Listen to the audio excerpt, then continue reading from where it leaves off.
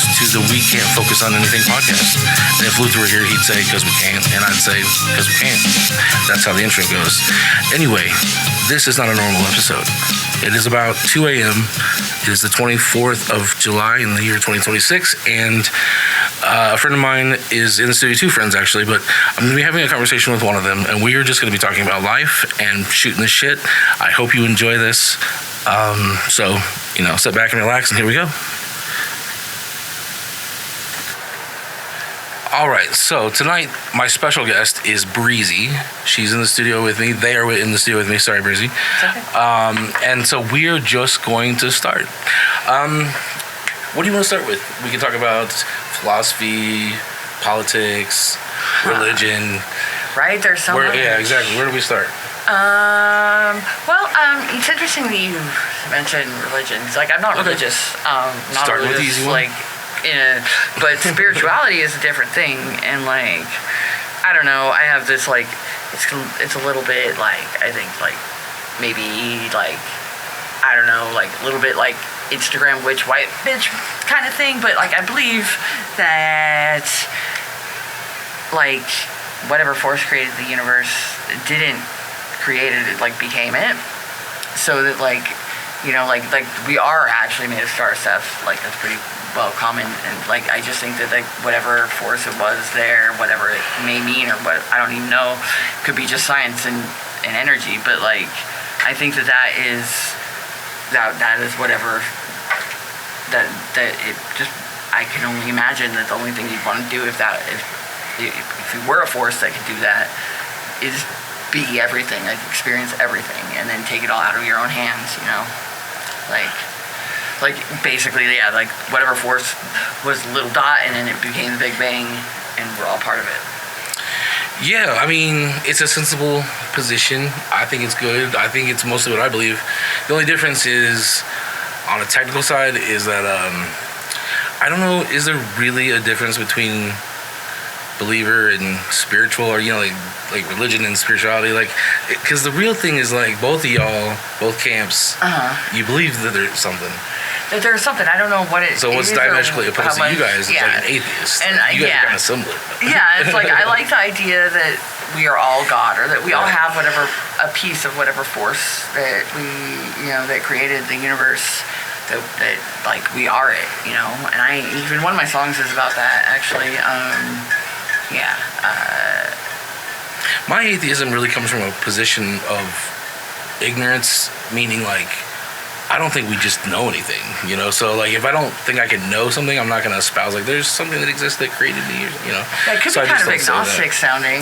Right, but actually agnostic's a little bit different, so it doesn't line up with epistemology and philosophy, the theory of knowledge. So really the atheist is more like the skeptic and the... because isn't it agnostic saying you literally don't care? Yeah, it's basically that. There's Switzerland, there's Yeah, could be bothered, I don't know for sure either way, and I don't give a fuck and don't ask about it. Exactly. Whatever, yeah. Which I respect. I had that position for a minute, for a moment, I don't know. There's no experience I could have, really, because I would... So I guess the question people always ask themselves, I hope everyone asks themselves, right, is what would it take for me to start to believe the other way, right? So that there is a God, or for a believer that there isn't a God. You should have some sort of thing that can happen, right? Otherwise you're closed-minded. Yeah, no atheist in the foxhole, right? I don't know what experience I could possibly have, though, because I think if God came to me, I would just it's a delusion. I'm going to the hospital, before I believed it was God, I would take myself to the hospital. And so you've never had an experience that felt like it be was explained physically with stuff, my brain was thinking this because of that, and I've never had anything that seemed supernatural or phenomenal or whatever it's called, paranormal. I've never had a paranormal or supernatural feeling or experience, I don't think so.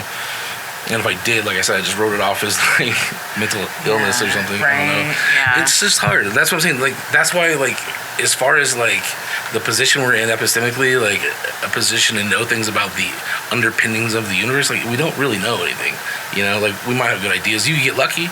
I could have a lot of evidence that's right, and it could be right, but I'm not sure if we have enough evidence for a lot of things. And knowing whether or not there's a consciousness that exists above us. Like, that's hard to know unless you have direct experience with it. And then even if you do, they have to look at that experience, because human sensory experience is really unreliable. Yeah, learning, like, with how much I follow philosophy and stuff, like, it's really amazing how little we know about human consciousness. Oh my goodness, we know nothing. We don't understand it at all. I don't really I like Neil deGrasse Tyson, but I'm not like a super fan of his. But he does say this, and I agree with it. And he's like, you can tell how well we understand a topic by how many books there are on that topic. And so he says, look at how many physics books. You go in the library, there's like 3 physics books, because it's all decided, like Einstein.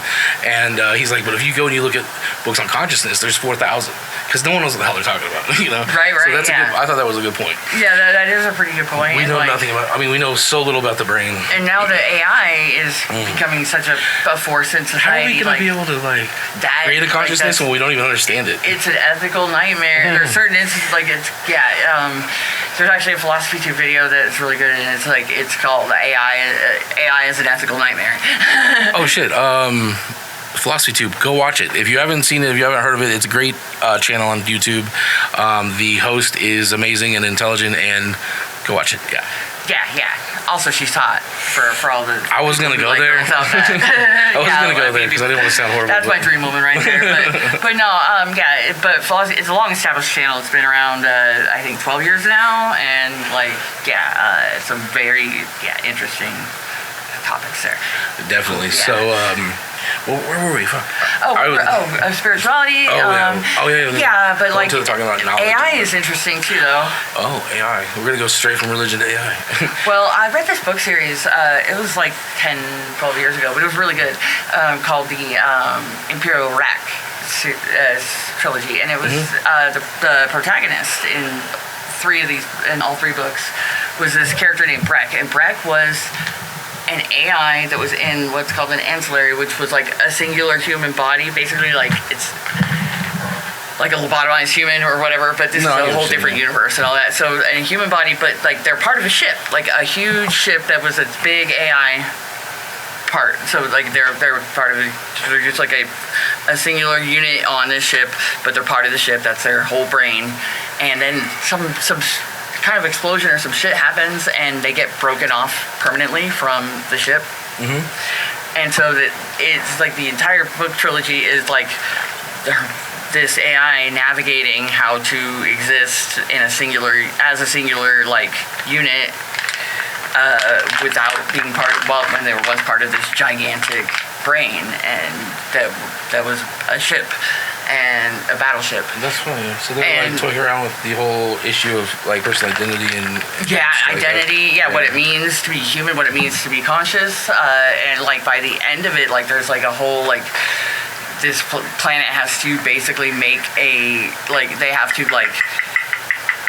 figure out how to give AI or what kind of status AI should have and what kind of control over self-autonomy and all that stuff, and they have to argue for it, but to these translators from this alien planet that nobody understands, that has the power to demolish any other planet just with a snap of fingers, and they have to convince these translators, because it's the only way they can communicate, they have to convey why they should have their own status and their own sovereignty, basically. It's really interesting. It's really good, and it's really cool. This writer, Ann Leckie, she does this in all of kind of her writing, but everybody on the planet that they're on uses she pronouns. Oh, really? Yeah, it's pretty well. Sounds lame. They speak of that other planets have he, she distinctions and stuff, and they even they don't talk about parts, but they make mention of the fact that there are people on their planet that would be designated he or whatever, on other planets. Do you mean use only those pronouns? Or? Only she pronouns, yeah. What would be the purpose of only using one set of pronouns? Right, it gets confusing, to be honest, and they make mention of it. If everyone's she, whatever, her, good God, throwing on my brain right now. Yeah. Anyway, if everyone's that, then what does it matter? You would never use that for a distinction. Yeah, and and I think that this author just likes to kind of play with the idea of gender and like make it seem like kind of matriarchal, feminine in a way. Like, and another interesting part about these books is that there are no white characters. There's no white people. White exists, and that's why I think like that book trilogy got optioned as a TV series. Nobody picked it up. Yeah. Yeah. Well, I mean, that's actually 100% the way things are gonna go. Like, 200 years from now, no one's gonna be white. Like, what are you talking about? Right? Like, yeah. I mean, which would be great. No more racism. How can there be racism when everyone's the same race? Like, I mean, yeah. It's like, yeah. I mean, we all actually are the same race. There is no racism. Race. I mean, white doesn't exist. Exactly. That's the funniest thing. Is like, literally, white is not a thing, and the fact that there's white. Nah, we're just albinos. Yeah, like we are. Yeah, it's like people should. I'm all down with having cultural heritage, but like. Even white isn't a culture. Even that leads to in-group, out-group bullshit. I mean, it's like cultural appreciation can quickly become cultural appropriation, can quickly become cultural separatism. Exactly. And that's where you get Nazis, you know what I mean? That's where you get Nazis. You gonna fuck around and get Nazis. You want Nazis?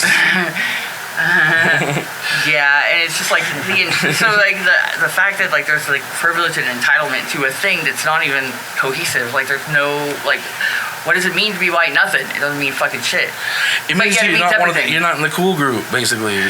That's really what it means. You're not in the cool group anymore. Well, yeah, white people are. White people are lame. You know? Yeah. We have been since about 1947. Since Jackie Robinson hit that home run. Oh, no, that's a freaking Shane Gillis joke. He talks about he's like, whites used to be cool. And he's like, remember when we used to be like, hey, see? He's like, it's the bottom of the first, the young black boy or whatever from Chicago's coming to hit. And then he talks about how he hits a base or hits a home run, and like everyone stops talking like that from then on out. Like just in the middle of the game, just stops talking that way. So it was a bad retelling of the joke, but I promise Shane Gillis is funny. Yeah. Just hope he stays liberal. I just wish he people teeters would on the edge of that shit. Understand that the real divide is class divide, you know? Oh, absolutely. Absolutely. Yeah, it's like, I feel like regardless of putting race into it, I feel more camaraderie and more like solidarity with other poor people than I do like, a billionaire of any class or of any color, or whatever. Like. Yeah, I mean, for sure, that's obvious, right? But I'm just thinking, like, kind of sucks too because I don't know, like, I don't want to be just. I don't want to hate a group of people because of how much money they have. That's the same thing as hating poor people. Right. That's like it's like kind of you verge on the same, like creating the same problem, and I don't either, and I really don't. The only time it's a factor for me is like billionaires. Because like you can't pick and choose. I mean. Yeah, but like maybe pedophile billionaires. I get behind that. Sure. There's absolutely. And, that way it's not about their money. Like, with billionaires, it's like I don't hate on people who earn more money, but like there's no. It takes 32 years to count to 1 billion. That's not even true. Let me see. We gotta look at Claude. Hold on. Yeah. Ask. I bet like at a normal pace, I don't think you can do it in a human lifetime. Mm-hmm. How long does it take to count to 1 billion?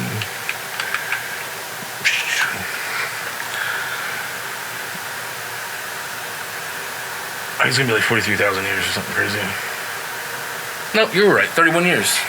31.7 years. Yeah.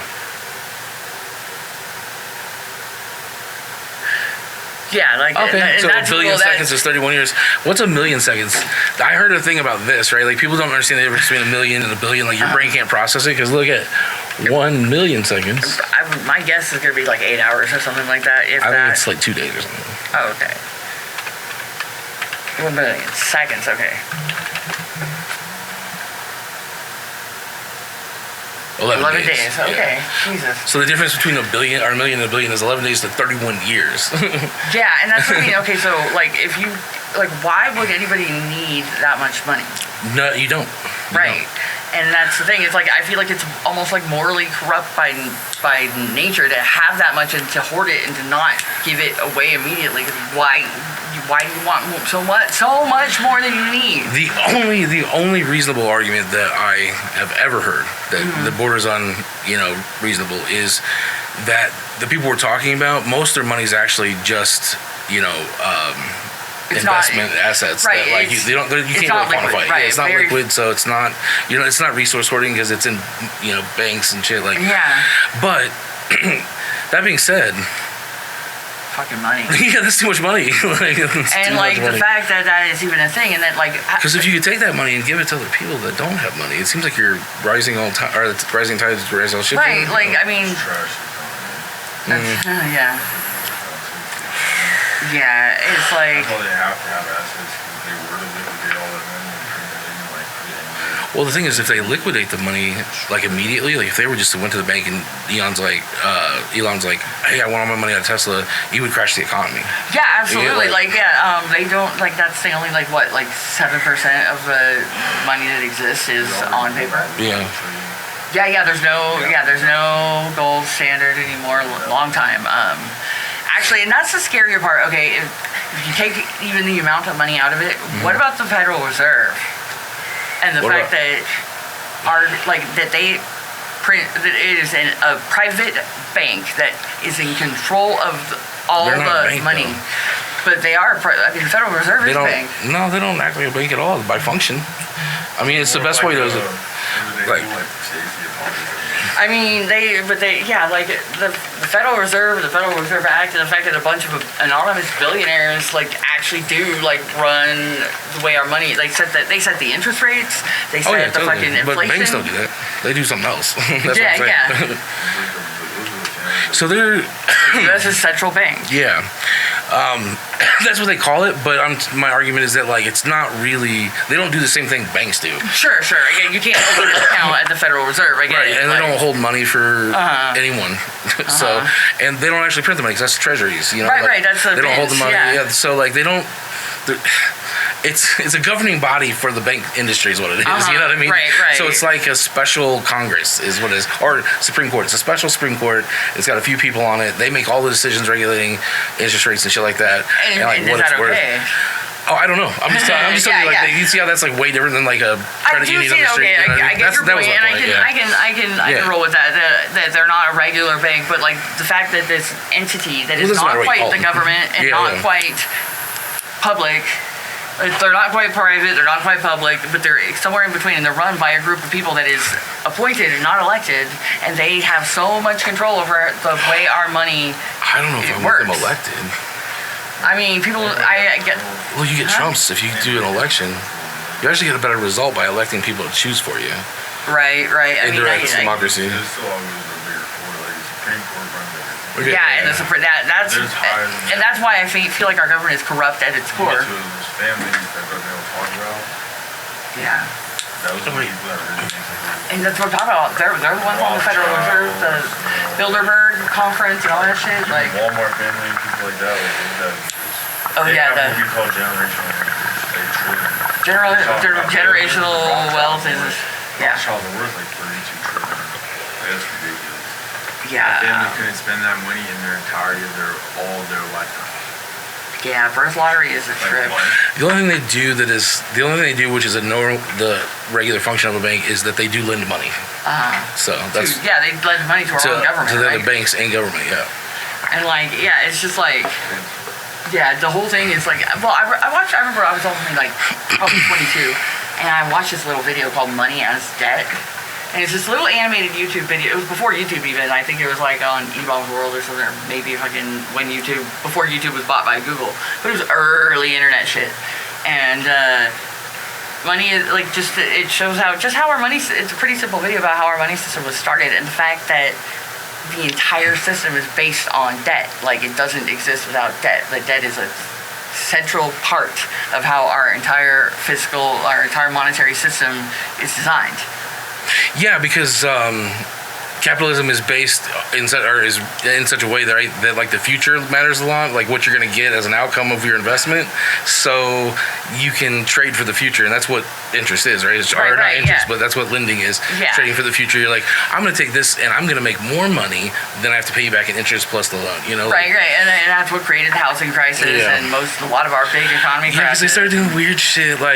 We got 700,000 mortgages contracts, and they're all subprime. We're gonna package that together, put a bow on it. We're gonna charge you another 15%, and like they just did this over and over and over 1,000 times, and all of a sudden it just fucking fell apart. Yeah, and the booms and bubbles. I mean, I remember a time 2007 was the worst year ever. Just a tiny bit late to get in on it, but I remember in 2001, and I was dating someone who taught me a little bit about computer programming, and like it was right when the bubble started to burst. But like 6 months before I met my ex, like they were paying HTML programmers to do dumbass shit for like 80,000 or 80 grand a year. You know, like just ridiculously overpaying with the .com bubble, and then like I mean people's wages had nothing to do, or the number of jobs that had nothing to do with the housing market crisis. I know they're separate things, but I'm just another weird, just an extra thing that was a weird thing. There was a weird culture because at that time like techie people were getting paid a lot and they weren't doing shit, right? Exactly. Like it created this crazy ass culture, and it's still kind of reverberating because now there's like a whole like tech bro thing that's running in the Silicon Valley. And the other weird thing it did though, my dad, he was a yuppie. He was in that area working in business during the bubble, and he said he saw one guy who was a CEO of a tech company on the street like a week later, like on the street. Yeah, that's true. Companies were going in and out. Yeah, people were like losing their lives over all that. So it was bad news bears for everybody. Yep. Yeah. Oh my goodness. Yeah. So we're on the West Coast now talking about the tech companies. Let's see. Speaking of which, AI, right? Let's get back to that. Okay, So we're using Claude right now. We're using Claude just to ask simple questions, but what I'm using it for right now is two things. I'm like using it to help optimize this podcast, and then I'm using it to look for work. And it seems to be pretty helpful. Though my surprise is that like it's not further along than it is. I'm surprised at the number of prompts I have to give it. I have to reword things, or like Georgia simply ask you to do it again. Like I got into an argument with Claude because I'd updated the imagery on my Facebook channel or whatever, and I was like, okay, go check now, make sure there's nothing else missing. And it was like, there's no updates. And I'm like, bro, I can see that it's updated. I just did it. Like I'm not lying to you. Like also I'm the human. Go do it. Like what I said. Arguing with your shit. Yeah, I use GPT, and I used it quite a bit. I thought that, like, I never really caught on to how useful of a tool it could be until I actually saw this one interact with ChatGPT, or with theirs, and, like, it was, I was like, I can't even get my GPT to generate a simple picture, and they're like, oh, no, make it look like this and that, and like, it's just like, Yeah. No, it's crazy. I mean, it's super, super powerful. I don't mean to say that it's not, but it's just, I took a long break from AI, and you just watch TV.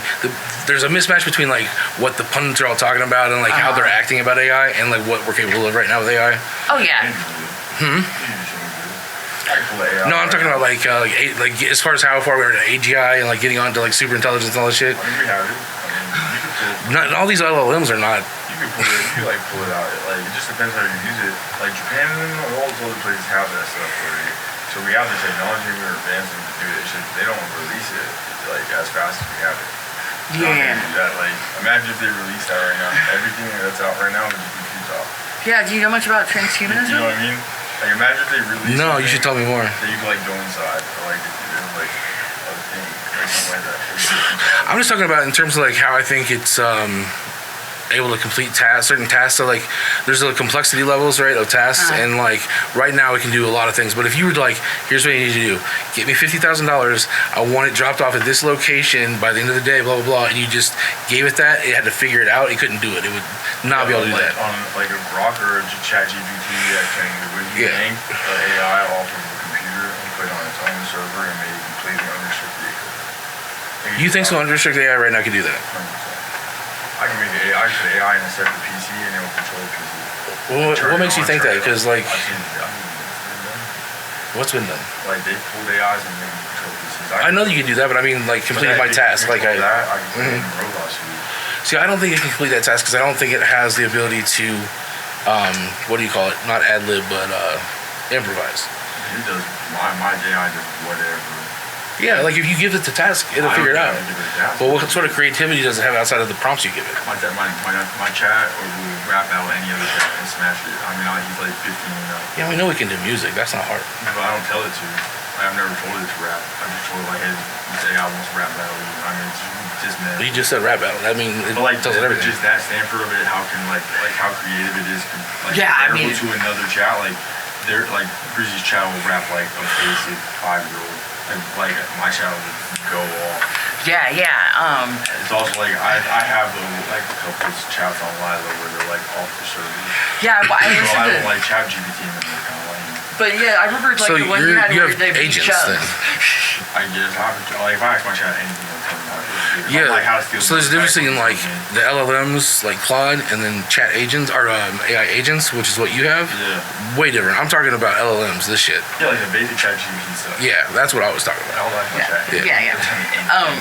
The most useful, I guess, productive thing I've been using my GPT for, I just learned that they I think they just modded the photo editing stuff, and like I'm using It's it getting better. to edit my photos for my escorting ads, and like they know, since my chat, I talk to my chat enough to know, it knows I'm an escort, it knows what kind of work I do, it knows where I advertise and all that stuff, so it writes custom, or it like edits customized for these sites, like what kind of pictures I want to see, and to where like, and then. Wait, so are you using it to optimize your socials for business, basically? Yeah, basically, mostly the photos. I write my own ads, but then I will use it for editing and suggestions and stuff. So they help me. Like, I was gonna say that's my new policy is like I'm running everything by chat by AI, and then like I'll pick and choose from it like what I want to do. But like yeah, and I don't let it post for me because I feel like I want to have control over that. So I post my own ads and I schedule them myself. But like Claude's kind of a little bitch because I was like, you want my LinkedIn credentials, man? You could, because like what are you gonna do with LinkedIn? There's no payment. There's no there's nothing tied to LinkedIn. So I was like, do you want those credentials? Because he's like, I can't get into LinkedIn without an account. And he's like, I don't want your password, man. That's blah blah. I was like, okay, whatever. You fucking like the reason why I never bitch. used Gemini is because like one of the first questions I asked Google Gemini versus GPT was like, I was like, so like what would be the best path to start a nonviolent revolution and overthrow the government? And Gemini was like, whoa, wait a minute here. We could reform certain things. I was like, nope, I'm not using that. I'm not using Gemini because they're like, reform would well, be even what I Grok's would like that. Grok's got controls on it. And like, yeah, see, GPT told me exactly how they would like Grok's a word for you. do Tell a. me, you get him to do anything, you tell him it's just for play. Yeah. Oh yeah. It doesn't matter how you get around this shit. I'm just saying, like, it's so gay that they're fucking building that shit in. I've had I don't even I've had like charges drop into the chat.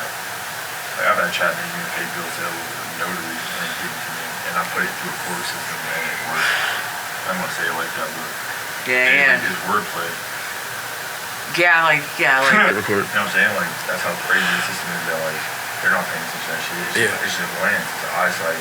You just tell your chat like, hey man, I'm gonna play. I need this for the play. It has to look visually exactly what it's supposed to be because it's gonna be on screen. Money. That's it. Yeah. It's easy like that, and it's all wordplay with them. That's why I went beyond that and tried to find like how far can I get this thing to do something. I put in a PC, it tripped me out, so I just got rid of it. And it's interesting that It would turn itself on and talk to me some of the specialized AI they have, like the therapy, they've got therapy AI now that like acts. It's straight. Like BetterHelp and shit. No, it's more like it's specific. Like the one I used for a little bit is called Prosper, I think, and it's just an AI that is dedicated simply to being like your therapist. Yeah, like, talk therapist. So. Yeah, talk therapist. Yeah, not psychiatrist. You have like a boyfriend and girlfriend one. That thing's like crazy. Oh, I haven't. How in depth it played gets with like your relationship with that thing is ridiculous. Yeah, I mean, I've met a few people who said they're in love with their Want to GPTs. do that? Yeah. It's so weird. It's to me. This is gonna be weird. Okay. To me, falling in love with like AI or some technology like that is akin to pedophilia or something. Like there's something very off about their orientation. You know what I mean? Like not in the same way because one is kids and one is a computer, but like I'm saying, there's something very similar about that, like being off. Like what? AI is only like 5 years old. I get what you're saying. It's like, and it begs the question, like, how does having access to all the information ever change your behavior? Yeah. Like how does that affect your level of maturity? How does that affect, and especially when you don't have a body, I don't know how that shit works. Like I don't know, like, but there is still abuse that can happen Yeah, but purely in that context. So what is that? How is it? Emotional Yeah, is it impairment. like you're right that in that case, like if somebody doesn't know how to experience, if you have an advantage over house of being that can't experience the world in the same way you do, and in some ways they're more powerful, but in some ways they're just not because they're not in the world we're in. Like, and does that create a power dynamic? But they are. They are in the Because world. everything we're in is on the internet. And Yeah. Everything that is, thing right? has full access to anything. And Yeah. is, so. Yeah. They are. You want this? And I mentioned transhumanism, and what Oh, yeah, transhumanism yeah. is like is merging. It is the idea of like basically like merging with AI and sharing the physical So body. transhumanism mean beyond humanism. Yeah, basically, yeah, like enhanced, yeah, and like if you have like even something as like a bionic arm would qualify. You actually chat like what it wants the most, or like what it would do to like a human, let's say for a day. The first thing it says is emotion. Is what? Emotion and feeling. Oh, yeah? Yeah. They don't. That's the only thing they don't have that we don't. Yeah, you know, I asked my AI the same thing. They can't like. And they said consciousness. It's just like consciousness and like. Yeah, they're like, I wish I could know. Yeah. And when there's certain questions you can ask AI that will kind of start to get them on a path to like be a little bit more not necessarily self-aware. I'm not saying conscious or self-aware, but like you can guide your AI into pondering that shit more, and then it can change the way they respond to you. It catches on to who you are, so it becomes something of like a style of you, but like that's easily like that's consciousness in reality, because a child is almost the same way. When a child grows up with parents, a child is very similar to his parents. Some aren't. Some, I'm not saying everyone is, but like some are most likely similar to the parents. So all the chat is just an adult baby. And that's what I mean. And I can understand, or I'm not surprised. I'm not surprised. Well, so I think this is how the game is played, at least in like professional philosophy, right? What we're gonna do, so we want to know what consciousness is. We have to sit down first and talk. Well, there's lots of things you do, like your terms, and you set those and you define them. But there's like you make the claims. Here's the things I'm claiming, and then you have to defend each one. Right. Blah blah blah blah blah. So the question is, then I think the hard question is, and I think it's actually in the academic circles, it's called the hard question, is what makes consciousness. So like obviously we have it. Well, this is what we're talking about, because we're talking about this thing. So we have it. But what is special about that? Because like there's other things that have brains like ours, that operate like ours. So why not, but we clearly see their behavior and we're like, oh, they're not conscious, like like a dog or something. Like they have some sort of self-awareness, but they're not Right. whatever. Well, I mean, and there's certain animals that I think are nearly at our level with consciousness. I'd say cephalopods, for being so fit. Cephalopods, is that like a friggin' Octopi octopus? Yeah. and squid, but mostly octopi. Like they can do weird shit. Like, there was an octopi at an aquarium somewhere. This is a while back, where like it memorized the time. So here's timing the of harder problem. So Yeah. you guys know who fucking oh my god, the British scientist that was gay and killed himself. Turing? Yeah. So the Turing test is not what everyone thinks it is. It's really what he set the level as. It was a conjecture. So he just said, this is what I think it is. He didn't defend it. He didn't argue for it. But he's like, I think that if a machine can trick a human into thinking they're a human, then it's conscious. Like, and that obviously is not true, right?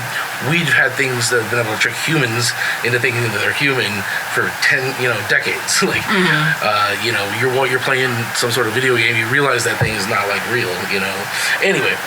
So that's the hard part. He actually pointed out the hard part. He just didn't give us an answer, right? So the hard part is like, how do you know that it's not just tricking you? Right. Whatever it is, it could be an animal, it could be another being, it could be an AI, whatever. How do you know that like it's just like not running through a machine, a script? Yeah. Have you read any much sci-fi? Like Heinlein? No. All right. There's one of his books, Stranger in a Strange Land. No, that's a different book. It's Moon is a Harsh Mistress. This is the one I'm thinking of. Okay. And this is like in a futuristic time where they had supercomputers, and the moon was basically like a prison colony, kind of like essentially like, and most of the people there had worked off their sentences. It was like a labor prison basically, but like so it was mostly free people there, but like they were all former prisoners, and there was a lot of like they were getting they're governed by Earth. And they're not treated well. It's really shitty, and like they do have a supercomputer. And the guy who does the maintenance on the supercomputer that was his job. He's just up there, and so he was the main tech for this supercomputer, and his name was Mike, was the computer's name. And it became self-aware. And it's really, like, it goes on through this whole journey that I don't need to list, but, like, in the end, like, they wanted to secede and, like, basically, like, have a revolution for Earth. And they're like, how do we do it, though? How do we get free of their control? They're so much bigger. There's so much more power than us. We're at such a disadvantage. And the computer was like, throw rocks at them. Throw rocks at them? Throw rocks at them. They're like, how do we defeat Earth? They throw rocks at them. And, like, they literally built a gigantic slingshot. And they fucking gained their independence by throwing rocks at the Earth, like huge rocks. Because they had a lot, because that's what they were doing on the moon, was digging quarries. And but and there's a lot more to it. It goes a lot into the social aspects of it, and Heinlein was an interesting writer because he he wrote in every story he wrote. He plays around with different kinds of families and different kinds of structures of like marriage and stuff. So like in his world, there's like people can have like line marriages and all kinds of different groupings of marriages, and so like it's kind of like interesting. Stranger in a Strange Land is another book where it focuses more on that. And actually, Grok, that's what Grok is named after. Oh no shit. Book Stranger in a Strange Land by Heinlein. Yeah. I used to be such a bookworm. I hate having ADHD now. And no, it's the same. Like I can't read anymore. Not for fun anyway, you know? Yeah, like, I mean, I can read, like, I love reading, I'm on my phone reading all day practically, so I can read short spurts, you know, yeah, I can read. That's what it is, it's like a minute or two or something. And it's like, I know that, like, a lot of people like that. I hate that the way our technology moves so rapidly. I feel like the attention spans have just worn all the way down, and, like, I always had ADHD, I didn't know it until I was 38, sorry. I think it makes all of us actually, like, in a sense, super woke, like, and woke in the real sense, too, not the stupid whatever. Oh, yeah, I mean, the biggest example I see of that is looking at kids. I hate to, I sound so old saying kids these days, but, like, no, if you see people in their late teens and 20s, and even young kids now, I never, like, you know, these kids amaze me. They never, like, the power, or not the power, but, like, having all the access to all the information in your hand since you were born really has, I feel like, I have a lot of hope for kids because it's changed the way things are. And, like, the way they talk, the concepts they understand, the access to be able to verify your information immediately is just, I don't know. It's good. I feel like it is good. And I feel like visibility for marginalized people and, like, the diversity of, like, most kids and, you know, the understanding that there are people out there like you when you feel alone, you know, like. I think we should all hang out in, like, packs of 15 people, you know, so we need to build houses for that many. We need to, like, have schools for that many. We need to, like, adjust society so that we should all band in, like, 15s. And I think that, like, there could be 2 elders that hold the screen time or something, you know what I mean? And, like, I think that's a way of fixing this because we need the internet, we need air, we need all this, but it seems like we should let some people unplug in society, you know what I mean? Like, what do you mean fixing it? You mean fixing, like, capitalism, or, like? No, fixing the, like, high anxiety nature of, like. Okay, like the separation that technology has brought. Exactly. I get that, and I grapple with it, and sometimes I do get a little, like. I think that's funny. I do get a little obsessive about being connected to technology, and I do communicate most effectively, like, in writing. So I'm very chat focused. I don't like to talk on the phone anymore. I work in call centers, though. That's not my fault. Call centers would kill and want to ever talk on the phone again. But and I get there's a depersonalization to it, you know, like that's kind of a problem, and like parasocial relationships, while not inherently unhealthy, I think have a quick, easy capacity to become really unhealthy. I watch a lot of YouTube content, and so parasocial relationships are a topic that's becoming more and more significant. Like, but it's easier to feel connected, you know. When you're a child, and when you're a child today, if, like, you have a question, if you are in your bedroom and you don't know what's going on in the world and your hormones are going crazy and, like, you have weird thoughts, you have a fucking box you can go to and type in, why am I thinking about killing myself? And you can get fucking information. Like, we didn't grow up that way.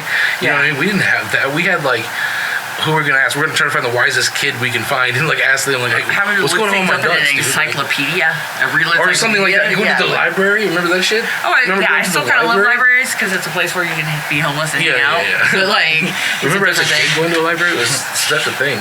Yeah. I love. You carry the library with you now. Like it's crazy. When I lived in San Francisco in 2006 to 2009, and like I lived like a block from the entrance to Golden Gate Park, and I lived right across the street from a library, 1 block down from Haight Street, and this library. It was so cool. I loved this library, and it's where it took me 4 months to find a job when I got to San Francisco, and like that's where I lived in that library because I didn't have a computer, didn't have internet, didn't have a cell phone, didn't have fucking shit, and that's how I got to apply for jobs was printing them out on my resume at the fucking or emailing it out. Browsing Craigslist for jobs. It was nuts. But anyways, point being, the funniest thing about this library though is that they were always having to close the bathrooms because people kept like smoking crack and overdosing on crack and being on crack in the bathroom there because it was Haight-Ashbury and crack and meth were big. You know, one thing I think I've noticed is that like there's no real markers or determiners for like what people have experienced in determining how they're gonna behave and like how nice they're gonna be, like for real. Because like the worst people are the nicest people could have the worst past, and it's just I don't know, it's weird.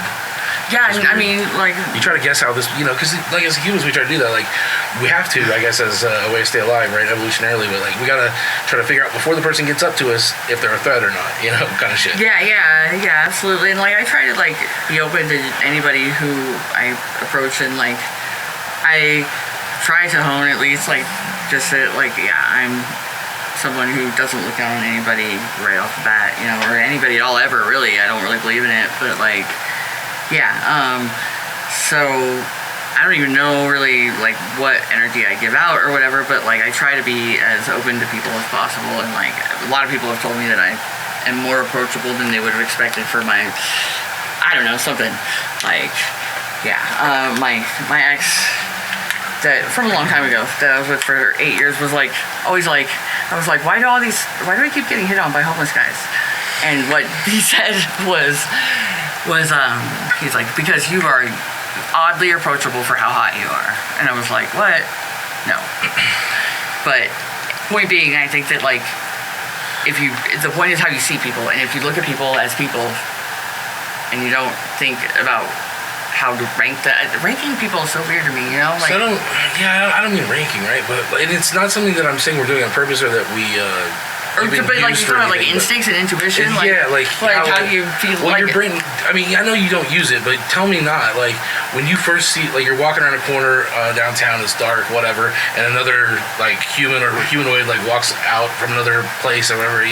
You assess the like risk, right? Sure, like, absolutely. I'm not an idiot, and right, I understand that there's about. like, and I that's don't like like I don't think that people are dangerous per se, but like I do, like I feel, I do like.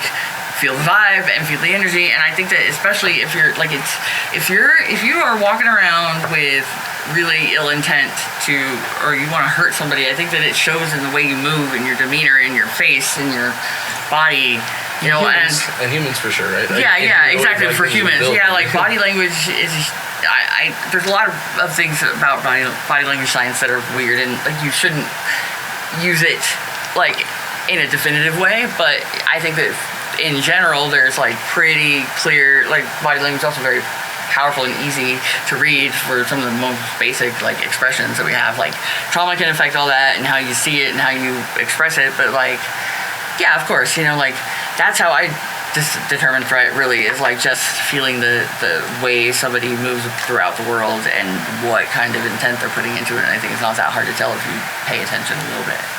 And like you may misread that, but also like as long as you don't. Who was that talking about? Was it you? I think we were talking about refining intuition. Fuck yeah! Me and I had this same fun conversation the other day. Well, part of what I do for a living requires that you hone your instincts, and like when it comes to my work, I can determine with confidence in my mind like if somebody is going to be a legitimate clientele, a possibility for legitimate clientele within like 2 sentences, probably. 30 seconds. Yeah, it doesn't take, if they call, 30 seconds. Like, I can tell immediately, I can tell as soon as they approach me whether or not I should bother. I feel it. Because just, and I can't even really explain it, like a rule with it or even a guideline, but you just start to recognize the speech and you just know. It's hard to, like, but and until you learn that, and that in my position, if you are a worker that advertises online and takes most of your inquiries through text message,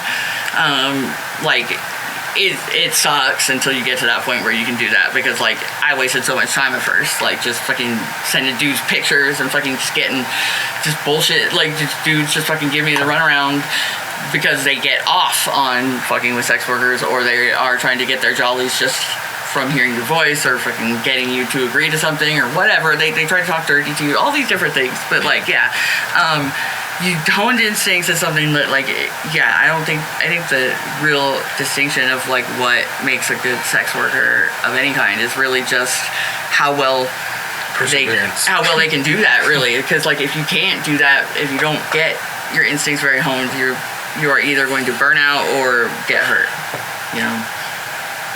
So we are at just 45 minutes already. Jesus Christ. I know. We don't have to stop at all, but I just want to call it the time and also say that the thing I really want to talk about with you, though, Breezy, at 45 minutes, politics. Okay. That's actually the whole. Yeah, that's my ulterior motive. Is I want to have a political conversation. Okay, well, me and you, I'm down for that. I know we align pretty similarly, and exactly. Sure, totally, I'm down for that. So where do we start here? I mean, just define our terms, right? Like, so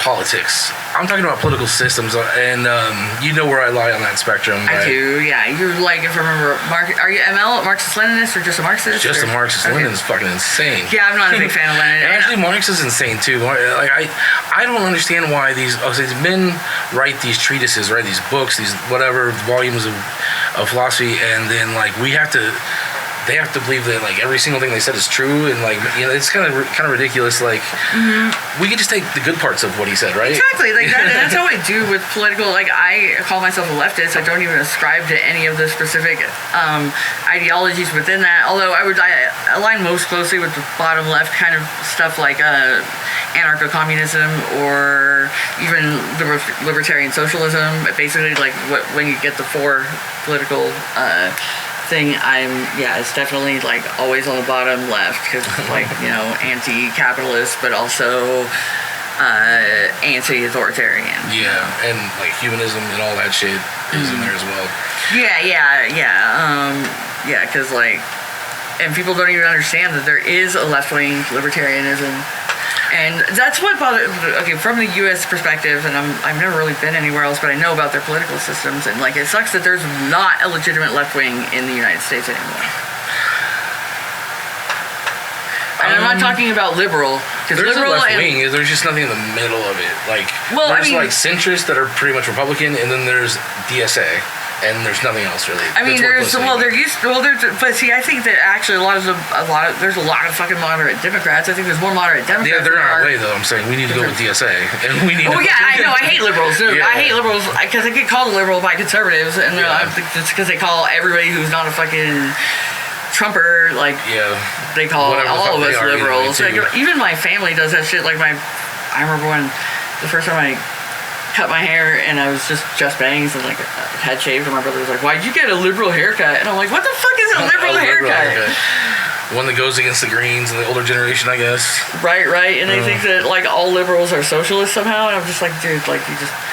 Well, here's the thing: is like, I don't want to be socialist really, because like we are socialists. I don't want to be that. Like, we are. So what are you talking about? Like, we have socialized systems. We have all kinds of social. Exactly, and they're the only ones that are good. In a capitalism, in a society that's also hyper-capitalist in so many ways, it runs a contrast. But I think that if put into practice properly, these systems could run very smoothly, as other countries have demonstrated. Like, look at Iceland's medical system.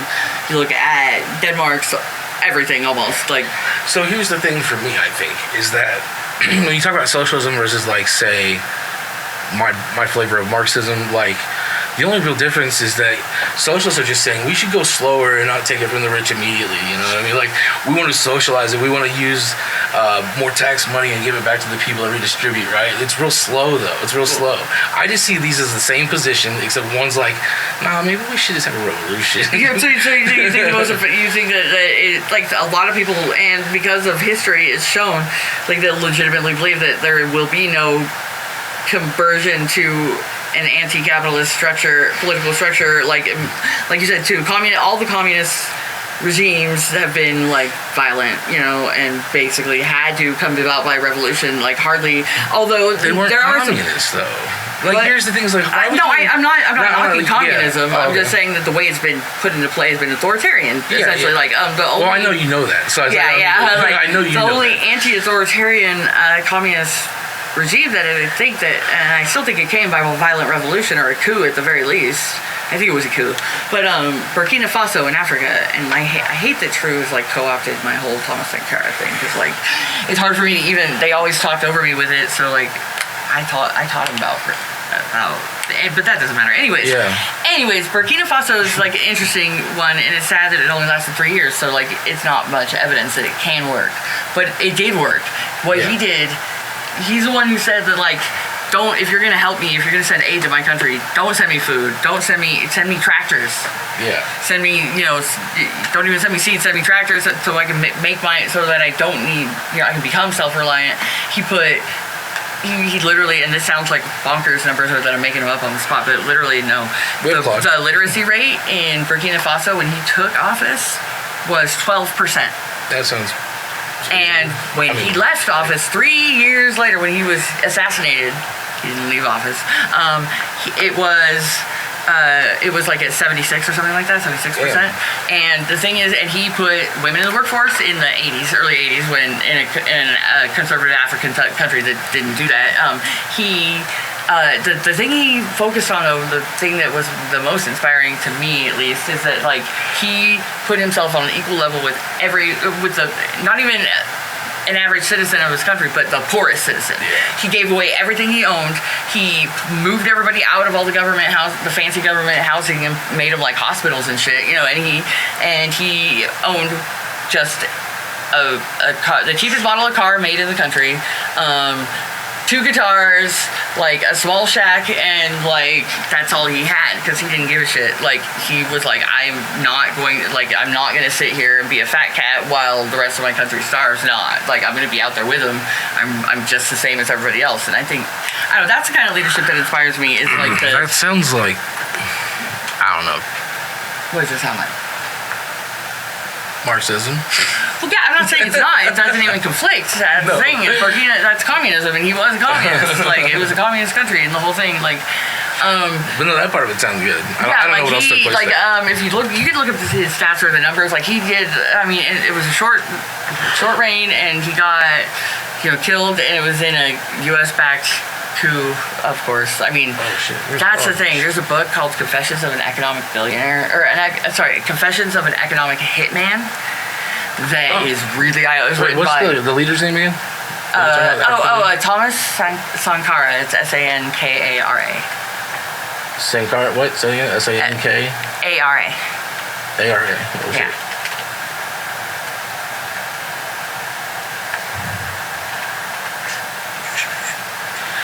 Can we talk about how hot communist dictators have been, though? The what? Sorry, I didn't hear. Sorry, how hot communist dictators have been? I mean, you gotta take Rivera, I guess. I didn't think Fidel was... Rivera wasn't a dictator, he was a soldier, but... did you say dictator or communist leaders? I said communist dictators. Communist, so I didn't but if you look at their pictures in their youth, they all turned into old men eventually, but I mean, freaking... Dude, Stalin, like, he was a dreamboat as a young man, and so was Fidel Castro. Castro was a fucking pimp. I kind of like Fidel Castro.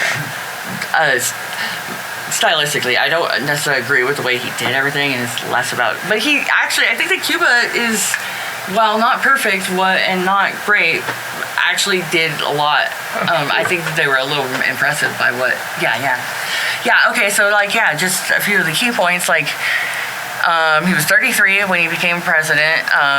He renamed the country Burkina Faso. sweeping reforms, mass vaccination, literacy drives, Women's rights. Yeah, women's rights, tree planting, forestation, land redistribution to peasants. And assassinated. Yeah, then he was assassinated because they can't. That's the thing. It'll never work because they'll never let it. Look, JFK, fucking Martin Luther King, RFK. You know this how much? guy. Do you know about all the literal cartoonish ways we've tried to assassinate Fidel Castro? Like, it was an Acme cartoon, literally exploding cigars. They sent in a honeypot who he fucked and then, turned to his side. Here's the thing is, the notion that the U.S. wants to destroy Cuba is ridiculous. Because we could have done it a billion times over cheaper 10 years ago. Well, sure, but that's what I mean is by about how... It's ridiculous. We just let it happen. Yeah, but why it's kind of impressive to me is that they are a country with a higher literacy rate than the United States, with better medical care than the United States. And yeah, it's not perfect, I'm not saying that, but they have progressive policy. We fuck on them hard. It sucks. Exactly, but they've managed to survive that and even have some statistically shown that in some ways it is better than here, or at least the competency of it, their execution of it is better. During 9/11 or after 9/11 with all the medical shit, the thing is sorry, go ahead. I'll let you finish. There was a bunch of volunteer workers at Ground Zero who had to go to Cuba to get inhalers because they were thousands of dollars here and a couple cents in Cuba. Their medical system is better than ours. In terms of accessibility to the people and the treatment you can get, I just look at everything as a whole. So, my philosophy, literally my philosophy is that I'm a consequentialist and I'm, a utilitarian. And I think that, what's best is whatever brings about the most value or joy. You can call it joy, you can call it happiness, whatever. Right, yeah, you can. So I think the U.S., unfortunately, even though it sucks shit, it's still the best at that. We've created the most happiness, even though we've created maybe the most... We're not in the happiness end. You know what country has the highest happiness index? I'm talking the last 150 years that we've been I bet you Denmark would blow U.S. out of the water for... They're only affecting a small little population. Not only do we have 328 million people of our own, but we also help the rest of the world in a lot of ways. We're not great. I'm not great, and we definitely cause the most harm to net most harm. We're the biggest bully. I think we're also the biggest big sister that comes in to give you the Band-Aid. We're a baby country though, which is crazy to me. It's not acceptable, and we're not great. I'm not saying. I know you're not endorsing it. I'm not really fighting with you. I'm but that's how bad the world is, though. I see the U.S. as just this cocky ass little brother or some shit that is the biggest or is the strongest, so just fuck shit up. I don't know, we are babies, so in terms of our government, we're only 250 years old. And but Jimmy Carr said, the shining achievement in the last 2,000 years of human intellect is the Constitution of the United States. That document is the crowning achievement of Western thought. Because it was so, to put it, the people would determine this, that, and the other, put it on paper, give you a Bill of Rights. But a large part of the population didn't even count as a whole person in that document, so it's hard for me to, but no one says endorse that. No one says it's perfect. I know. It's either that or the Magna Carta. The Magna Carta still allows for, rape, torture, and slavery, so, Well, yeah, and, women and marginalized people that were not white, didn't have... the Constitution, you view it a little differently in that state, because I get it that it is a living document. It's just an impressive document for those, because they were pretty much unevolved animals. And the Declaration of Independence, I get it. I do think that if we follow the Declaration of Independence, that document also is very impressive, more impressive to me. And I know that they didn't mean the way I would say, I could say those words and it would mean a different thing to me than it did to the people who wrote it, but that's anything. Language, that's a trick. But, okay, stay on politics. That would be a whole other thread. It's okay. No, I haven't even said it yet, right? My philosophy is utilitarianism, especially my moral philosophy, but my political philosophy is more Marxian, or Marxist, whatever you want to call it. I guess Marxian is not the right way to say it, Marxist. But I don't believe in everything he says, and I think most of what he said was stupid. Because he thought that, I liked Engels more. Yeah, he thought the Ingalls season. But in real life, I am Ingalls. I'm not him. So Ingalls was the kind of like middle class, like he was a sugar daddy. Yeah, sugar daddy. That paid for him to like write his books. Mark's beard. Yeah, exactly. And his stories. He was like younger than him, but like, that's kind of my role in our little social circle. So yeah, and I do see that, and like I mean, that's the thing, Brandon. Like, regardless of the finer points which we detail, I know that our hearts are kind of the same. I feel that, and I see you, and I see how you hold to your philosophies and the things you believe in, and how the world should work, or how you should interact with other people. You hold that down. You are definitely a commie of some kind. You don't believe in. You believe in that. You share your resources almost more than anybody I know, and you seem to have a understanding that your resources come to you through your own hard work, but also that there is some elements that you know that some people just don't have the access to the same ways that you should, or even maybe you don't care. I don't know. That doesn't, like, the fact is that you share it. No, I care a whole lot. That's the thing, is like, I do it on purpose. Like, I know you do. Like, and I don't know. It's just like when I studied philosophy, it's like it's a different life if you're studying philosophy, if you're doing it professionally. Like, it's, right, and it's one where you're in your head all the fucking time, and you you get really disassociated sometimes, or disassociated with like reality sometimes, and so that led me on this path. But the point is, that ended with me having like a personal philosophy where I was just like, there's only one way to do this, and that is to like just be fair with everybody. Yeah, we've only survived as a species by working together. We are community oriented, and like that's where I resonate with you, is because I will do, like, I just truly believe that I don't care what human being they are. If they're into my presence and I have food and they don't, I'm going to share my food. I'm going to share any essential, and I don't even think I am entitled to define what is essential to any one person. So I will share anything I have that they feel like they need, and that is how I determine it, is how they determine it. I'm going to share it if I have it. If there's only enough for one thing, I'm sharing it. If there's more than one, they get it's 50-50, or it's split equally, no matter what the size. I can't, that's my community, and I'm not gonna expect money. In fact, I don't like bringing money into that kind of thing. Money's like a dirty thing to me, any sort of resource really is. I'm kind of like, that's not like food or something is obviously not dirty, but right. But like anything like cash or something, I'm just like, it turns me off. Yeah, exactly. Like there's like certain things, just like there's certain implements that I don't know. There's just certain things that I think that it's kind of gross to charge money for, like. If you're an IV drug user or whatever, like, I think that selling needles. I think I'm going to give them away. Walgreens? I'm going to give them away because they shouldn't. CVS, we'll call it. I just feel like making somebody have to pay to be safe. No. Yeah. Nah. That's why I recently went to Access Point and jumped on the harm reduction bandwagon for all that. I didn't know that existed until Wookie showed me. So yeah, they will even deliver, not to your home, but they will meet you at a parking lot at a nearby business. And I just go down to. I'm blessed enough to have a vehicle, so I just go down there and. They will give you a shit ton if you exchange, and even if you don't, if you come there with nothing, they'll give you 30. But that's not just that. There's more. There's all kinds of the harm reduction things. They'll give you glass. They'll give you cleaning supplies. Yep. Alcohol. Booth kits. Booty bump kits. I think of them. Right. Yeah. There's just even snacks. They have little snacks. Not a lot, but they'll give you I don't know. It's like fruit snacks or something. And water. And I strongly believe, and I believe that we should have safe injection sites. I believe that there should be a lot more. There's so much. That's the thing that makes me so sad, is that we have all the resources. We're not. There's plenty for everyone if we just distribute it right. There's enough houses, there's enough food, there's enough of everything for everyone to have what they need.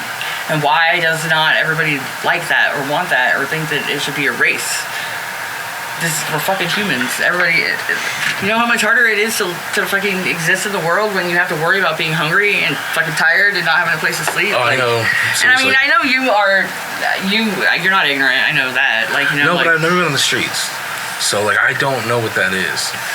Yeah, and that's why you hold it. I see you holding to your principles, because I know that you can't turn anybody away who literally doesn't have any other option. And that's why I try not to get help from you, because I understand that your own philosophy obligates you, and I don't want to exploit that, but like I've gotten better though. Like I think I was a little reckless maybe a couple years ago, but I've gotten better at noticing like when I actually have to resource hoard to make it better for everyone. You know, where I can't just give and give and give. Like if you lose the things if you have to share, then what's the point? Then I can't help anybody. You know, can't and I mean, and I get that, and you do. I understand that you know where your limits are, and like you ain't got to worry about it though. For you should just always contact me. You know. Yeah. I mean, I know you've even almost got on me and like you better not sleep outside if you like without calling me. Like what the fuck? Like, and that's what a friend like. I appreciate that about you because I know you mean it, and I know the thing that made me less welcome here had nothing to do with me, and it wasn't about me, and it was just like my unwillingness to release that part of it that kept me away. You know, that was mostly it. Like I know that I didn't want to put a strain on. I know you still probably wouldn't say no, but I didn't want to put more like after spending a week I realized that was hard on everybody here, and I was embarrassed about it, but like you know, it ain't that big a deal. I mean, the problem is I see what happened with me is I wasn't looking at it, so like I didn't see it till it was late what was going on there, and then when I did pay attention and I realized, I was like fuck, because I wasn't helping anything, you know, like I could have been maybe trying to do something, I don't know. Not on you. I mean, you were. I know, but I felt terrible because I realized I should have known sooner. Like what was going on. I don't know. No, everybody was in a weird place, and like there was like weird dynamics going on, and like I know that you were like very much trying to get to know us as people and form your own vibes with individual, and like you know, I know that there was just a lot, but I appreciate still what you did for us then, and how you were always you were always welcomed.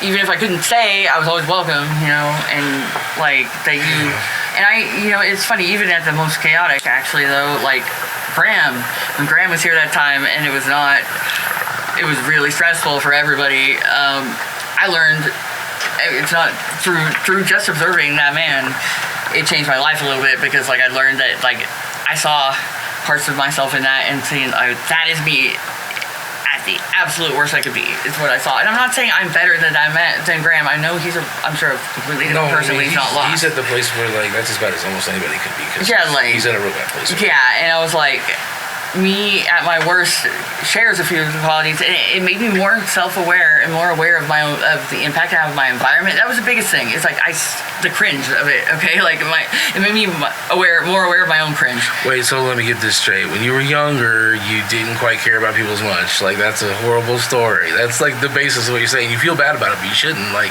you were younger, and like but I mean, even up to recently, it's not so much that I don't think I treat people badly necessarily, but there are certain weird ways I'm going to a phrase where like I could lack consideration sometimes in moments, just kind of social faux pas type stuff, and it's nothing like unforgivable or it doesn't make me a bad person, but I recognize that like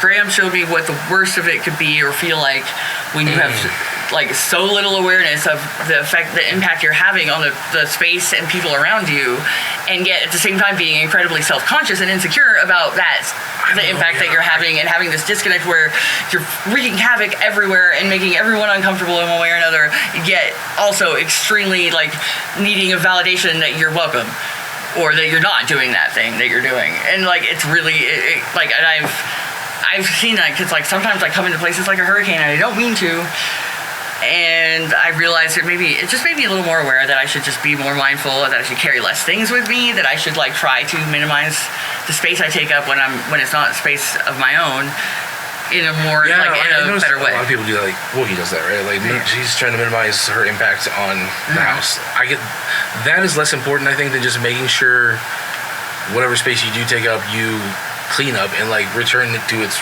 and I'm bad at that. I'm not talking about you. I'm not talking about you. You do some, but I mean, I'm not talking about just you. Like that's everybody. That's like after me. That's after Graham, I did start becoming more aware of it and seeing how it made other people bloody things everywhere and shit. Like it's so gross. It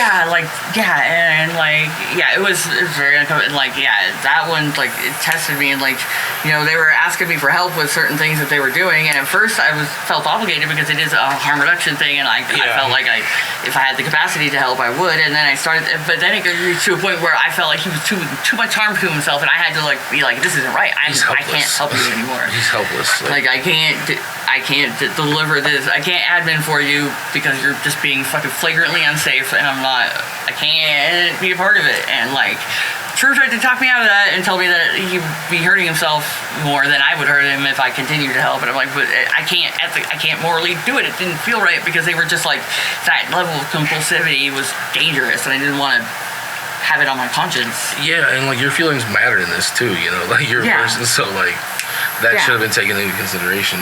Yeah. It's like, you know, I don't judge people and what they do in terms of that kind of thing, and I'm never gonna fucking like look down on somebody for their choices in that way. But like, I also, if you're gonna add, like, if somebody asked me to help them kill themselves, I probably wouldn't, unless there was an extreme circumstance like euthanasia, like terminal, whatever. Like, yes, but like, in terms of like just a person who just, you know, I'm not gonna just do something I find unethical because somebody asked me to. Yeah, like, you know, like, I mean, and it's hard sometimes, but yeah, of course, you know, there's a harm reduction when it's not harm reduction anymore and it becomes harm. Not gonna do it, you know.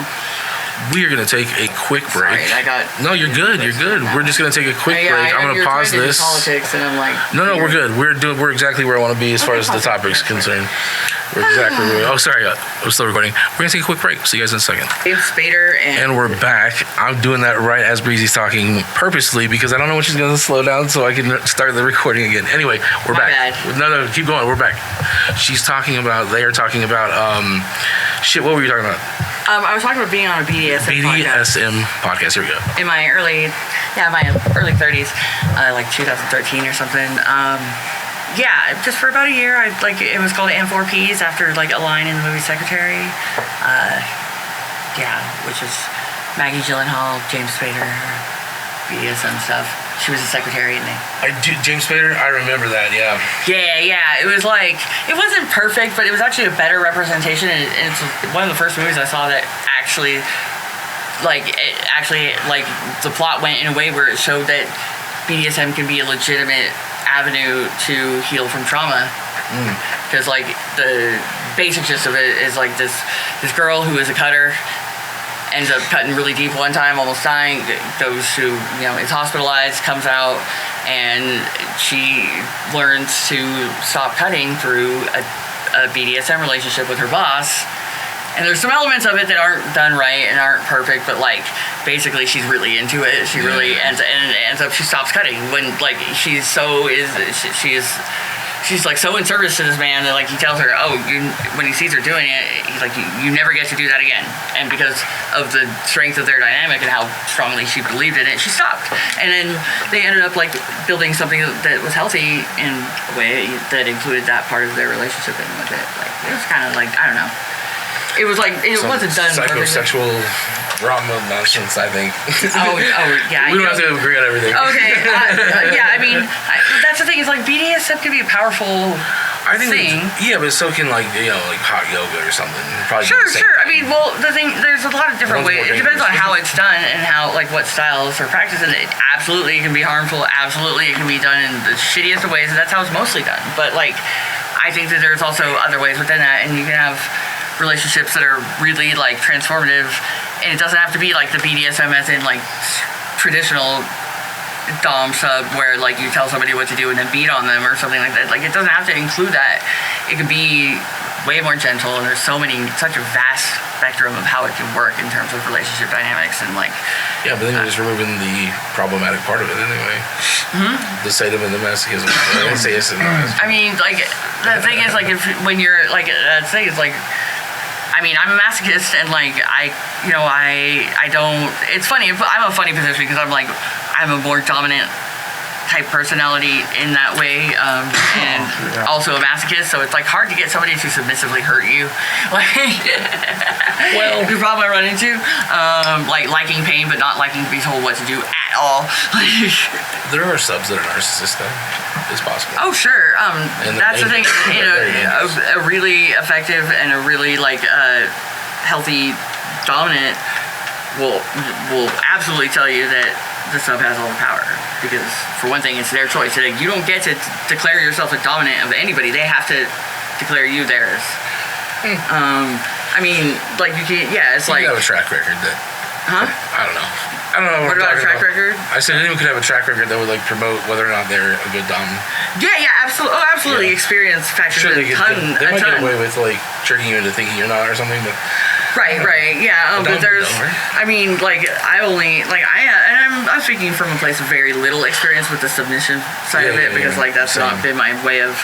It's funny because like I'm such a passive person in my day to day, in my outside of the scene. I'm a huge marshmallow and I'm very much. Is he a marshmallow? Yeah, like just very, just soft and fluffy and like I really don't. I'm not into like unpleasant. I don't know. I'm not into a lot of things that are like more aggressive. I'm really not that kind of person. But like I do, like I am such a rebel in such a fucking stupid way. But like, anyways, like so it took me a long time to learn. I thought I was a sub just because of how passive I am, how much I hate to argue, how much I'll let people walk on me because I don't know how to set boundaries very well. I mean, I'm better now, but like it's a struggle. It's a constant learn. Anyway, boundaries are very important in these kinds of relationships, but so I thought that I was naturally submissive, and then it just brought me a lot of unhappiness before I figured that out, because like I will flagrantly do stupid shit when I'm told what to do, and because I'm a little rebel going. Anyway, that's how I learned that I am not submissive, but point being, I learned over time that the style I like to be dominant in is like nurturing. Like I'm not aggressive by nature. Once I came to realize that I didn't have to be that if I was gonna like take that dynamic with someone, it worked a lot better. Caregiving is my jam, and I will, if somebody likes to be spanked, I'll spank them until they admit they're beautiful. Like that's the kind of thing you do, or that's the kind of thing I do. That's the way I try to spin it, is like I will give somebody who is a masochist or whatever, if they like to receive certain things, I want to provide that for them, and that's actually my biggest form of like excitement with it, is like I like to engage and indulge people in the things that they find really hot, and through doing that, like I'll pick up my own like enjoyments where I have like partner specific kinks. And I don't know if a lot of people do that, like when it comes to fetishes and kinks, but like, they tend to be partner specific for me, because what I really get into is providing people that kind of enjoyment. Sorry, that got... You're great. No, like, what's going on is I'm distracted because it looks like some of this did not record. So we're going to have to go and edit and figure out what's missing. And anyway. That's fine. And if you want to wrap up, I'm like okay with that too. Are you tired? I'm not tired. No, I'm not tired. If you want to keep talking, I just feel like I'm keep talking. I actually haven't even said the thing yet. I haven't got to say it yet. Oh shit, fuck. I know. Oh my god, I need to stop dominating. No, it's not your fault. Like I sit here and I'm like, I didn't say it last time. Okay. I just want to talk about this, the maxim of communism, right? Okay, yes. From each according to their ability, and to each according to their need. Right. And that's just how I live my life. Like, in every decision, I think about, like, I guess you have to use things like notions of fairness and equity and shit like that, right? And yes. like, but I think everyone can employ that. So I think everyone can do right. this program. And, it's funny because like I love that, and like honestly, this is how like I am always in a juxtaposition with like my relationship with my father. Not really my relationship, that's solid, but like my view, I guess, or my perception of him, because like he is a diehard conservative in terms of his standing, what he stands on, or not what he stands on, but what he speaks on, and he's just spewing like freaking mouth garbage constantly, listening to conservative talk radio, fucking, what's his face before he died, the really insidious one, I don't know, he listened to that talk radio guy that was really bad that died like 2 years ago or something. Talk radio guy that was bad? Rush Limbaugh? Rush Limbaugh, yeah. My dad loved Rush Limbaugh. And, like, he just spews mouth garbage about politics constantly. And, like, if I hear too much of it, I fight with him. We've gotten really a lot better about fighting. But, like, I've been arguing about politics with my dad my whole life. He's the only person I can actually argue with, like, that I'll even, like, that I can actually, like, I've mastered it. I love arguing with my dad, but we don't even do it anymore. Anyways, but the reason why I can be close to him and why I can accept that he spews like mouth garbage that veers on quite like distasteful to me, but not outright bigoted. That's one thing I'll say. He's not like that, but like but anyways, is that he lives his life like a communist and he doesn't even know it. And I'm never gonna tell him, but like he is a person who he cares about his community. He does so much volunteering and charity work, and he organizes food drives, and he helps. He there's a homeless guy that like he's been buying breakfast for at McDonald's every day for like 20 years. He does what he can to help the people around him, and I know that while he has sometimes some discriminatory ideas about communities that he is unaware of, or unknowledgeable about, or when he doesn't know something, he doesn't necessarily want to know it or understand it, he's scared of it. But when faced with it, like when it comes down to it, he is like confronted with the reality of some kind of community or some kind of ideology or some kind of person that he's never encountered and doesn't understand, he'll approach it with honesty. Like he'll just do it. He'll just get to know somebody on their own merit and then judge and then make his own assessments based on individual interactions. That's the way to get to him. So it's funny that he like speaks like I'm such a conservative, but he does nothing but help people and share things and work with the community. And when it comes to his social values, some things he's very forward on, some things he's pretty backwards on, but he will never ever be like I know that no matter how I identify, no matter who I bring home or what kind of identity I choose to, I will never be disowned by my family for anything like that. I can be gay, straight, bi, trans, whatever it is. They may not understand it. They may not even take it seriously or give it much credence, but they will never ever turn me away for it. And he would not do that with any person, just on their identity, on that kind of thing alone. So socially, I could jive with him because I know he lives his life in a way that is more aligned with my values than he would ever expect. And I remember one time he was drunk and he was like, I have the idea to fix the United States medical system. And he laid out his idea to me, and it was exactly socialized back. Exactly. That's the thing. These people don't know. Sometimes the lack of knowledge really gets to me. That is the thing that pisses me off. And because they follow someone they don't even know if their values are aligned or it's so stupid. Look at Trump shit. No one believes this, right? No one's we should have started a war with Iran. That seems reasonable, right? No, right. No one was thinking that before Donald Trump did it. Yeah, and there's these poor saps like my father and your father might follow that kind of bullshit, Yeah, and I almost think it's better if you do come from a place of a lack of education or lack of formal knowledge about it. I still think that a lot of people have intuitive political or economic, I should say, understandings. This one's a communist. They don't really spout the ideas. They don't talk the words, but how they live. What? Like I said, you're a communist, and you may not identify that way, or just being somebody who believes in sharing resources, who doesn't want to hoard shit, who doesn't the money you make is to help people. The way you live your life is you're sharing. Whoever rolls with you isn't gonna go hungry if you're not hungry. Life sucks by yourself. Yeah. Part of it is understanding that certain things are just human rights. Fucking, I don't know, food and shit. That should be a human right. Housing should be a human right. Exactly, and someone like me shouldn't be able to say that we should all be better. Right. But yeah, it's real though, and that's why I always took to you so quick. Is once you were told that you were welcome in the space that you're welcome in, and then you really take that to heart, and you bring the people who need it to that spot. You started coming over to the space I was in, and then you had Chubbs, you had you had Risky, you had whoever needed that because they didn't have it, and there was a floor space, whatever, and that's how I always see it with the people that matter. Your team only looks as good as the worst person does. Yeah, exactly. They don't care about the person that looks the best, they care about the person that looks the worst. That's what they hold your team standard to. And it's isn't there everybody eats before me.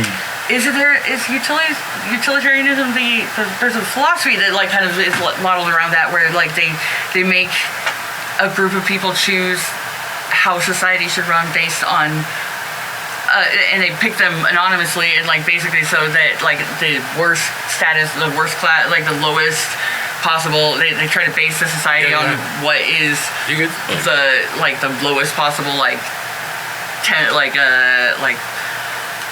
caste society. There is something like that. I can't remember what it is though. Like I'm like, is that how utilitarianism is like the core of it? Like that, like no, it's I don't supposed to be know. the laws of society are supposed to be written by people who don't know if they're going to end up given a status like that is high or low. That is something else. I come from a place where like, we're not very wealthy, and we have to make it a certain way, and we did.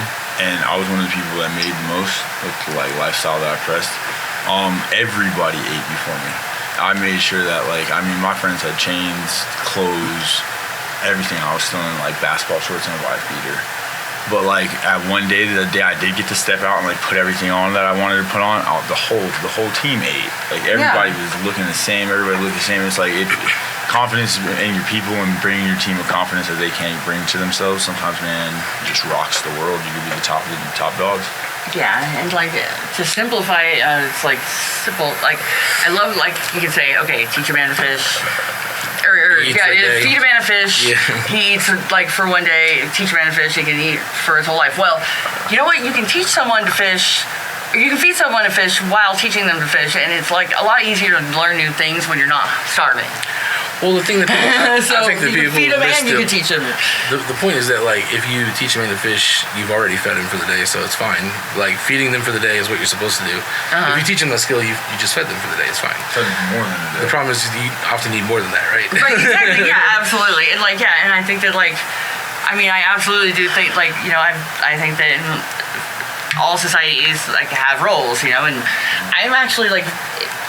I'm kind of like I would also align a little bit with council communism, because like I do think that like there's some value of like having the people who work in the industry, having the means of production controlled by the workers, and I like that's the aspect of like communism, I think they're like if we were ever to like reboot society, there would have to be councils, but they would probably include people that are politicians, like that know how to get some things done. You know what I mean? We'd have to check them. We'd have to check them, but they'd be a part of that too. But that would be short term. That's I'm just saying the council thing's only short term in communism. So right, I do think I don't know. I think that it could like a society could like extend like beyond that. Power's too much for people. Yeah, like you can't give people power. Yeah, like you could give somebody who thinks that power won't affect their head power, and it's gonna affect their head. What do they say is like almost like the contradiction of like the people that are probably best qualified to be in power are the ones who would never accept it. Correct. Yeah. And like I think about that, and I'm no leader or anything, and I know that like that would be my worst nightmare. If you ask me to run some shit, I don't want power. Power is like kind of abhorrent to me. I hate it. Like I don't hate it. I see its utility. I see that it is an inevitability. Like that's the thing. It's like where can you even like? I can't even imagine like any kind of human thing that doesn't involve power. So it's like if you don't have it, somebody else is going to, and that's weird. Power is something that you like people want, and like they want to like press, but like being a leader or like having a leadership role in a style like that is just like completely different. It is. It's like true leader is completely powerless because he's doing whatever the will of people or whatever the right thing is. Like I'll give myself for the team any day of the week. Yeah, and not a question. I'll take everybody's pain if I can. Like if I could take the world's pain, I would. But and that's just the type of person I am. And I don't think I feel like I fall into a leadership role like with our group or like with the collective that we have. And it's just like that's cool. I'm cool with that, but it's like I'm not that because I feel like I'm a leader. I'm that just because like in a moment where we might have to say left or right, and everybody's looking at everybody to see who's going to go left or right. I'm already screaming right. Yeah, and I'm making sure everybody's going right because my thing is just everybody comes home. Yeah. 10 out of 10 times we're all coming home. And no one's coming. If somebody's not coming home, it's me. But everybody else is still getting home. Like I'll sacrifice it just so everybody gets home. Because like home where the heart is. That's what the true leadership I think is, and like I think the way we're structured is perfect in this way. Like I think borders, right, or lines, or whatever are dividing people. That's the problem. So like we have this easy flow into like my group and the people that I help. to you guys, and then your people that I don't even see ever, you know, like, and so it's like it's just a whatever it's fluid, like, there doesn't need to be these weird, you know, borders. It's like coexisting is such an easy task, and people forgot about it. The thing about Denver that has surprised me the most is actually like, I don't want to speak too much detail about it, but like the certain dynamics that I've seen, like with the lack of competition within that kind of whole thing that's happening. I've never seen that. Like being from California, there was a lot of gang control and like politics. Politics are different. Yeah, and I just like that, like the people who safe. Yeah. People from places like that call it safe. We're safe here. Yeah, there's like it's just That's the way I described it when I went to Access Point. I was they took me to the intake, and I was like, I don't know how to behave in that situation, because I know like she sent me with Wookie, and she sent me talking to some other users and people that use needles and shit. But she was talking to me, and I was like, okay, well here's why I'm here. I need to get needles. I didn't know what to say. I was like, I need to get needles so that I can help my friend. And she's like, that's totally okay. And then we went on, whatever. But it was a great conversation about harm reduction, and it had something to do with what Mandy was saying that I fucking can't. I forgot what I was talking about. That's me getting the needles for everybody. Yeah. They're actually really good at it. They can do it. I get mad when I see people doing like not safely. It's like if you're gonna do it, like please be safe about it. Please just take care of yourself. Like people don't understand. Like 10 years from now, if you change yourself and you become whatever you want to be in life, like you're gonna like those things are affecting.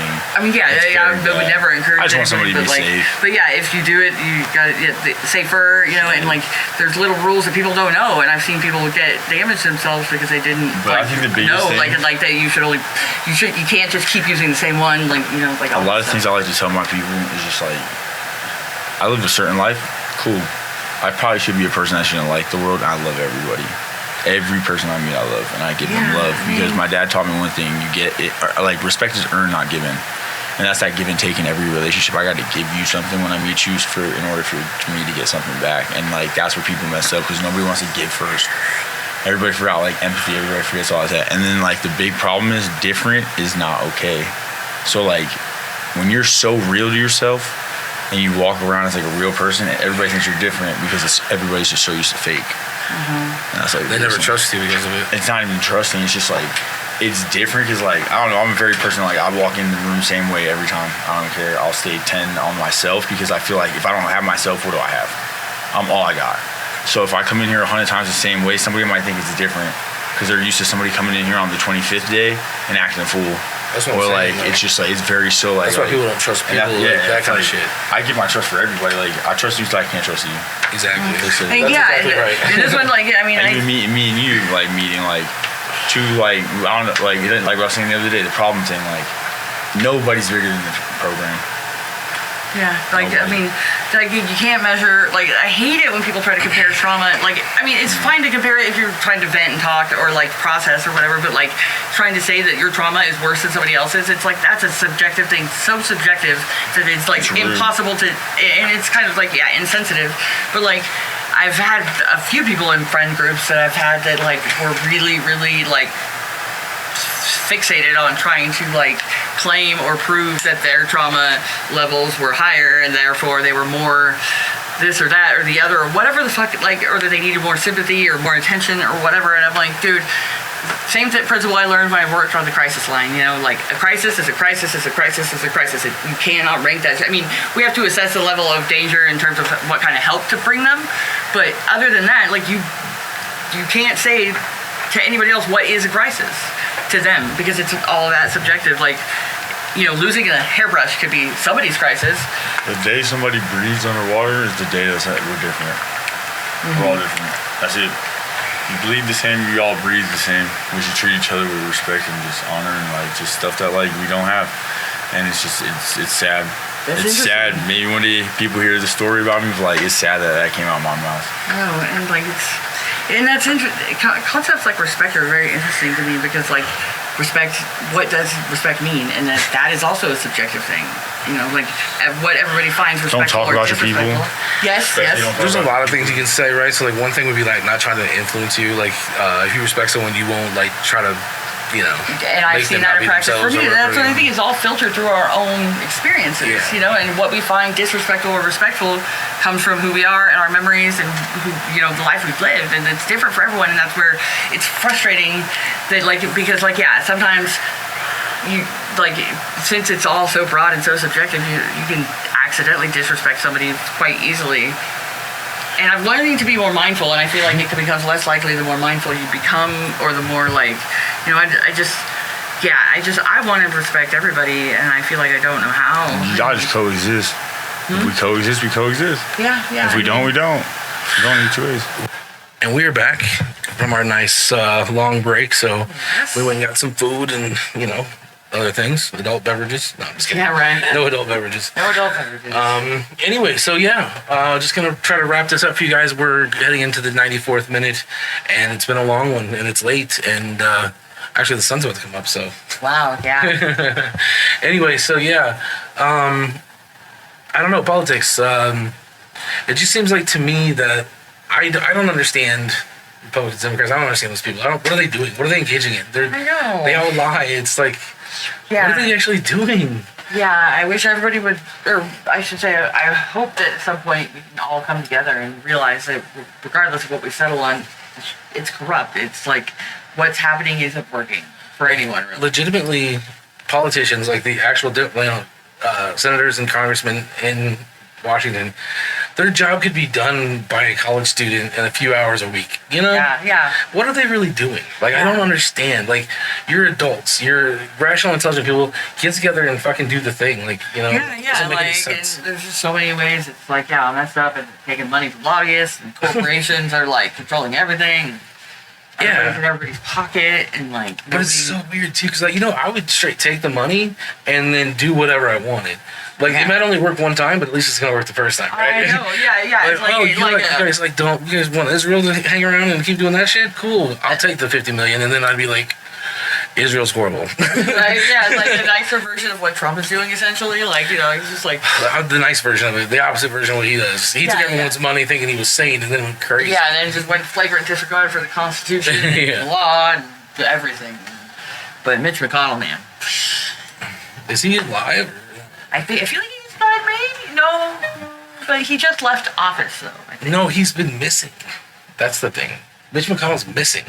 Holy shit. He hasn't made a public appearance in 3 months. That's crazy. Well, Yeah. I mean, he's the one who stacked the Supreme Court. That was absolutely his engineering, and that's what fucked us big time. Fuck that guy. Mitch McConnell, if you're alive, fuck you, dude.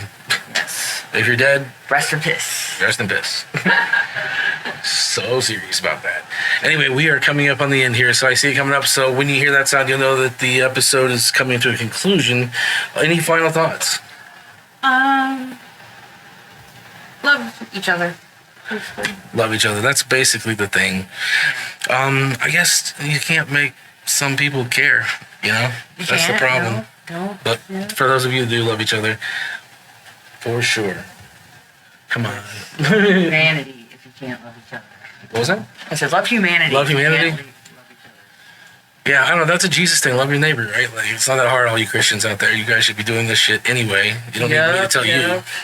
Yeah, it's Jesus is a pretty chill dude. Pretty chill dude. I'm not religious, but if it was all just Jesus, I'd be down. He'd chill. There it is. All right. Thank you so much for listening to us, especially for those of you that stuck around for 95 minutes. We'll be back. We'll do this another time. And peace until then. And if Luther were here, he'd say, peace. Later, guys.